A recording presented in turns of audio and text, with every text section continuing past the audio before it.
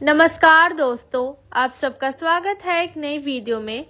तो आज यानी 20 फरवरी को दिल्ली को अपना नया सीएम मिल चुका है। तो आइए उनके बारे में जानते हैं। दिल्ली को आज नई वुमेन सीएम मिली है और उनका नाम है रेखा गुप्ता। और ये इतनी बड़ी बात इसलिए है क्योंकि जब से लेजिस्लेटिव असेंबली बनी है दिल्ली में, ये 4th वुमेन सीएम है। उससे पहले सुषमा स्वराज थी, जिनका कार्यकाल सिर्फ 52 डेज के लिए था, और उसके बाद शीला दीक्षित जो 15 साल तक रही। फिर आम आदमी पार्टी के कार्यकाल में अरविंद केजरीवाल ने अपना पद जब इस्तीफा दे दिया था, तब आतिशी जी दिल्ली की सीएम बनी थी। तो बीजेपी ने रेखा गुप्ता को ही सीएम के लिए क्यों चुना, आइए जानते हैं। भले ही वो पहली बार एमएलए बनी हो, पर वो बहुत लंबे समय से पॉलिटिक्स में है और इलेक्शन खत्म होने के बाद से ही ये अनुमान लगाया जा रहा था कि परवेश वर्मा ही दिल्ली के नए सीएम बनेंगे, क्योंकि उन्होंने अरविंद केजरीवाल को नई दिल्ली वाली सीट से हरा दिया था। पर फाइनली रेखा गुप्ता को ही चूज किया गया। अगर हम उनकी एज की बात करें तो वो अभी 50 इयर्स की हैं और इस बार के इलेक्शंस में वो शालीमार बाग से जीती थी और वो शालीमार बाग से 30,000 के मार्जिन से जीती थी। और वो जो कैंपेन करती हैं, उनके कैंपेन का टैगलाइन है काम ही पहचान, यानी वो अपने काम के ही जरिए अपनी पहचान बनाती हैं। रेखा गुप्ता का पॉलिटिक्स में एंट्री दिल्ली यूनिवर्सिटी से होता है।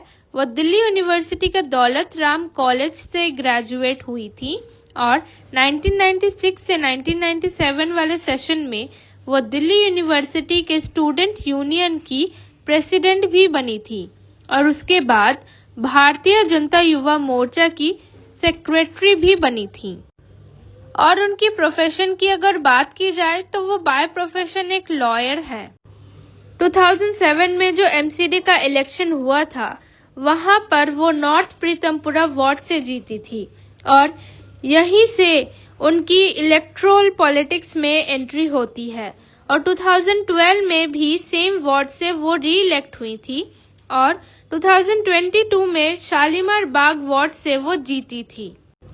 उन्होंने अपने टैगलाइन के हिसाब से काम भी किया है, जैसे स्विमिंग पूल बनाना, जिम्स बनाना, लाइब्रेरीज बनाना, कम्युनिटी हॉल वगैरह बनवाना और वुमेन और बच्चों के लिए हेल्थ चेकअप कैंप्स वगैरह लगवाना और चाइल्ड लेबर की अवेयरनेस को फैलाने का काम भी उन्होंने किया है। और वो बीजेपी महिला मोर्चा की नेशनल वाइस प्रेसिडेंट और दिल्ली बीजेपी की जनरल सेक्रेटरी भी रह चुकी है। तो बीजेपी ने रेखा गुप्ता को एज अ सीएम चुन के इलेक्ट्रल पॉलिटिक्स और पॉलिसीज में वुमेन को प्रायोरिटाइज करने की कोशिश की है। बीजेपी ने अपनी तरफ से 9 वुमेन कैंडिडेट्स को इलेक्शन में खड़ा करवाया था। उनमें से 4 वुमेन कैंडिडेट्स ही जीती थी। इस बार के इलेक्शंस में आप सबको पता ही होगा कि महिलाओं ने पुरुष से ज्यादा टर्नआउट्स दिखाए हैं। महिलाओं के टर्नआउट 6.92% है और वहीं पुरुष के 6.21%। और आम आदमी पार्टी फीमेल वोटर्स पर ही ज्यादा डिपेंडेंट है, पर वो इस बार के इलेक्शंस में जीत नहीं पाई। और बीजेपी ने बहुत सारे वुमेन सेंट्रिक स्कीम्स भी अनाउंस किए थे, जैसे महिला समृद्धि योजना, जिसके तहत दिल्ली के महिलाओं को 2500 रुपए मिलेंगे, और आयुष्मान भारत योजना, जिसके तहत प्रेग्नेंट वुमेन को 2100 रुपए दिए जाएंगे और उन्हें न्यूट्रिशनल किट्स भी प्रोवाइड करवाए जाएंगे गवर्नमेंट हॉस्पिटल्स द्वारा। और उन्होंने ये भी कहा है कि पहले से जो महिलाओं के लिए स्कीम्स चल रही थी वो भी कंटिन्यू रहेंगी। और रेखा गुप्ता को जब सीएम के लिए चुना गया तो आतिशी जी बोलती हैं कि ये एक बहुत ही पॉजिटिव स्टेप है महिलाओं की पॉलिटिक्स में रिप्रेजेंटेशन बढ़ाने के लिए।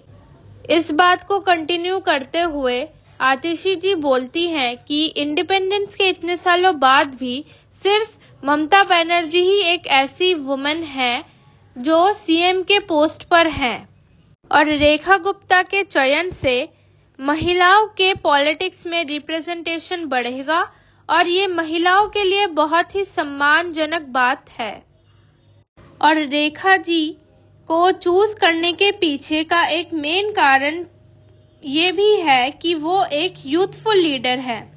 अगर हम इंडियन पॉलिटिक्स के हिसाब से देखें तो 50 इयर्स को इंडियन पॉलिटिक्स के हिसाब से यूथ ही माना जाता है। वो करप्शन फ्री है, उन पे कोई करप्शन के चार्जेस भी नहीं है। तो बीजेपी एक ऐसे ही क्लीन इमेज को सामने लाना चाहती थी, ना कि एक ऐसे लीडर को जिसके ऊपर कंट्रोवर्सीज चल रही हैं। तो इसलिए बीजेपी ने उनको चुना। और अगर उनके इलेक्शन मैनिफेस्ट की बात की जाए तो उन्होंने अपना टोटल एसेट 5.2 करोड़ का रखा है और लायबिलिटीज 1.46 करोड़ का रखा है। और उनका शपथ ग्रहण समारोह रामलीला मैदान में हुआ था और वहां पर नरेंद्र मोदी, अमित शाह और भी दूसरे बीजेपी के चीफ मिनिस्टर आए थे और 50,000 के करीब लोग भी आए थे वहां पर। तो देखते हैं कि आने वाले सालों में ये दिल्ली के लिए क्या काम करती है और दिल्ली को कितना आगे बढ़ाती है।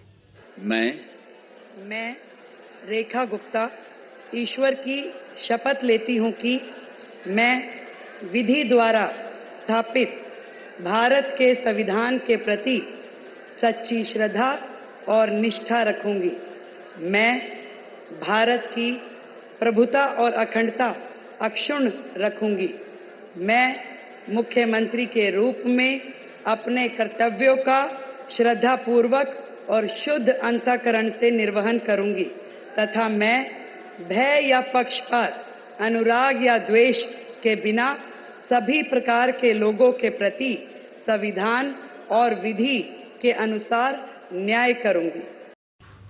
उम्मीद है कि ये वीडियो आप सबको अच्छा लगा होगा और कुछ नया भी जानने को मिला होगा।